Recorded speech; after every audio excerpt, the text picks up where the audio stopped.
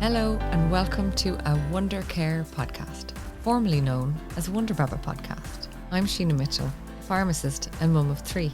I combine healthcare and practical advice to support you on your parenting journey. This week, I'm going to be talking all about head lice. Lovely. I'll be talking about how they spread, how you detect them in your child's hair, and most importantly, how you get rid of them. If this episode doesn't get you scratching your head, I'm pretty sure nothing will. Head lice. One of those things that everyone remembers getting the head pulled off them with a knit comb during their school-going years. I'd like to say that we've moved on a lot from that, but unfortunately many of the treatment options remain the same as when you and I were little. Right, brace yourself. Here comes the description. Head lice are tiny, greyish, 6-legged, wingless insects which hatch approximately the size of a pinhead and grow to around the size of a sesame seed. Blech. They live in human hair and feed on blood by biting the scalp and sucking it out. Yep, disgusting. But unfortunately, they are really common. They can't fly and they can't jump and they certainly can't swim. So enough misconceptions about acrobatic head lice. They're not able to jump. They do live for about 25 to 30 days and the female lays around 10 eggs per day. The eggs are known as nits. There does seem to be a lack of information about how common head lice are, and there can be a lot of suspected cases incorrectly treated where a live infestation is not actually present. They do seem to be more common in children, especially between 4 to 11 years of age, mostly because kids spend more time together, up close and personal, but they can happen in adults as well. The peak age is 7 to 8 years old. There is a general thought that head lice spread in school, but actually they can spread anywhere that close contact occurs. So it often passes from one child to another in a household or from close friends, whether they're in school or not. One of the biggest misconceptions that I have come across repeatedly is that head lice prefer clean hair. And I'm afraid they don't discriminate. A scalp is a scalp to a head lice, clean or dirty. So how do head lice spread? Head lice can actually only spread by direct head-to-head contact, because remember, they can't jump. It is possible, but uncommon for people to catch them off items of clothing or towels of someone who has an infestation.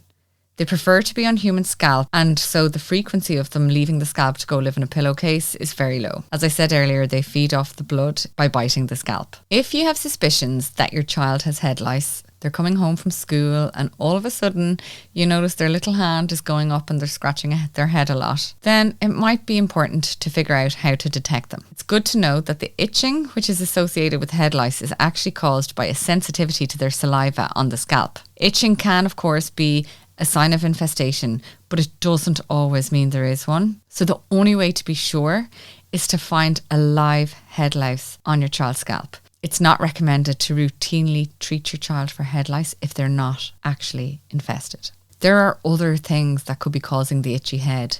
These include dandruff or dermatitis. And if you treat a child with sensitive skin for head lice and they don't have it, you're actually risking their scalp unnecessarily making the problem worse for them. Another thing to remember is that head lice are sneaky. They could be there for 4 to 6 weeks before you get any itching.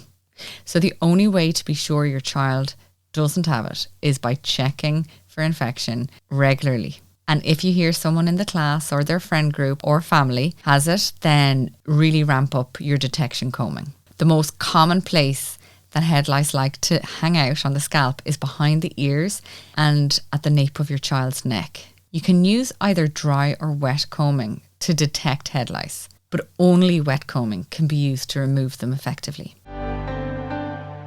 How do we wet comb? Well, wet combing can be used to detect head lice or to remove them.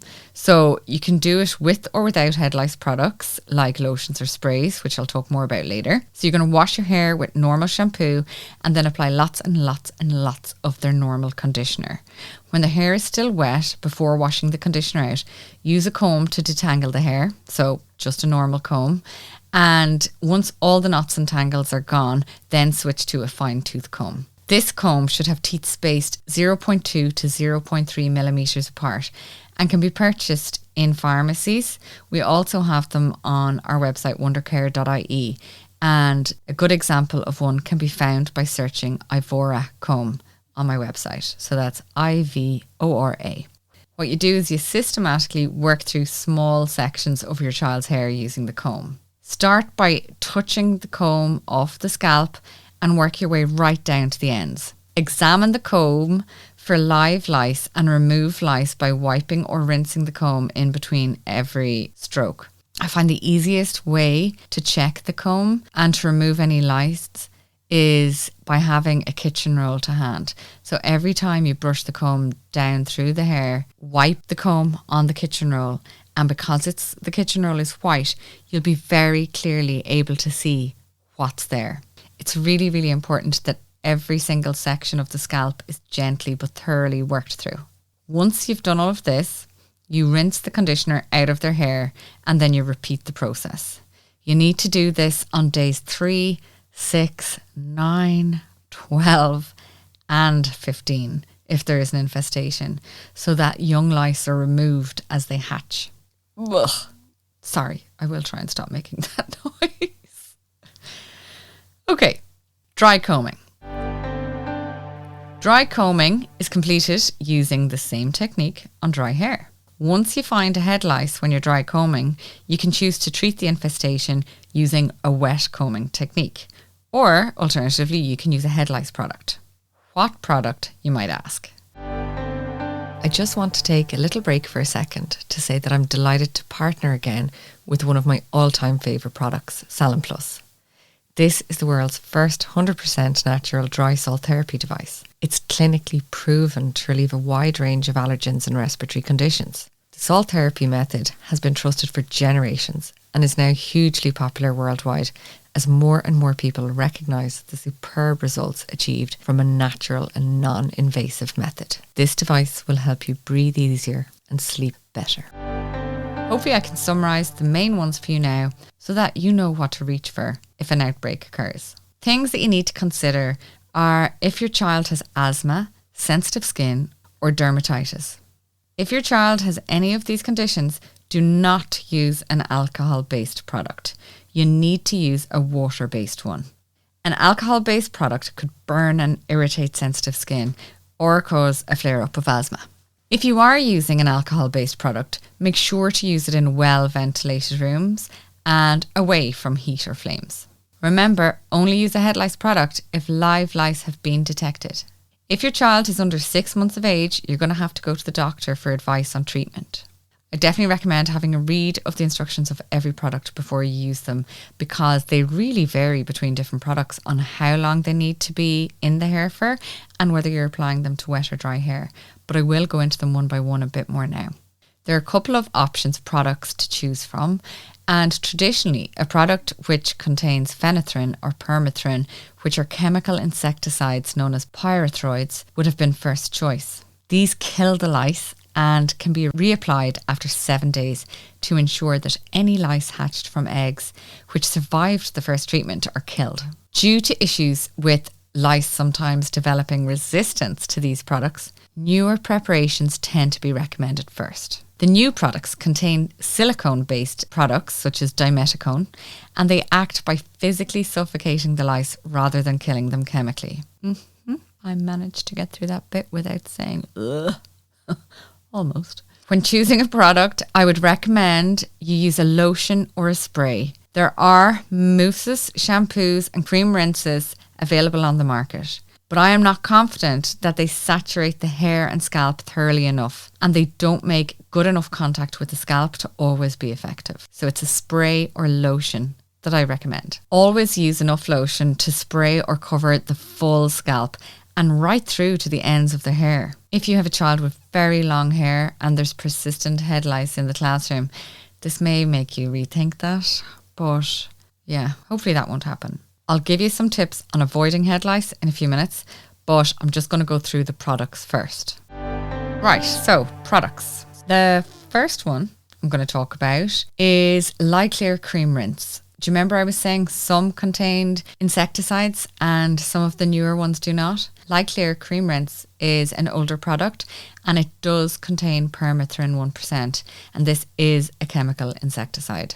You apply it to wash and towel dried hair, you leave it in for 10 minutes, and it's suitable from 6 months of age. Next up, we have Full Mark Solution. It contains cyclometacone, which is a silicone active ingredient. It needs to be left in for 10 minutes, but it's only suitable from 2 years of age. And most importantly, red alert, it contains alcohol. So really avoid the Full Marks range if your child has sensitive scalp. It's exactly the same for the Full Mark Solution spray. Then we have the Hedron range. Most of the Hedron range contain an active ingredient called Actividiol, and it's 5%. This works in the same way as the silicone-based products, and it comes in a range of different options. So you can get the Treat and Go lotion, or you can get the Treat and Go mousse. You can also get a dual pack, which has the Treat and Go and Protect and Go in it. I'll explain the Protect and Go in a minute. There is also Hedron Once, which is a dimetacone based product. The Treat and Go Hedron range needs to be applied for 8 hours or overnight and then repeated after 7 days. So that is a bit longer than some of the other treatments and sounds like more hassle.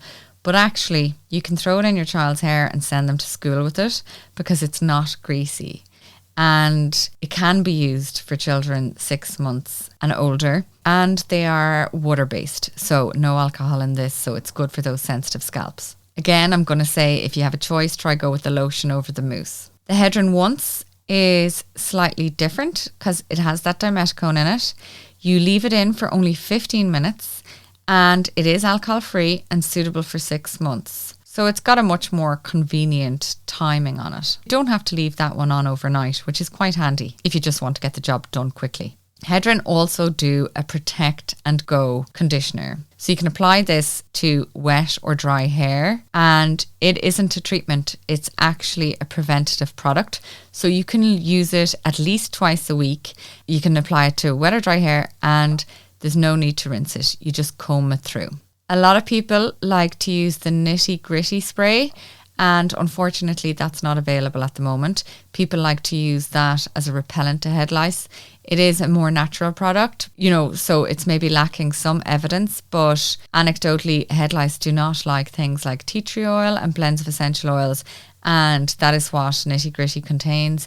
Unfortunately, I did reach out to the supplier and it will be another few months before that's back in stock. Hopefully that makes the products a little bit easier to understand, but I will link them all in the show notes and you will be able to have a look at their descriptions there if you're still confused. So some tips on how to treat and avoid head lice.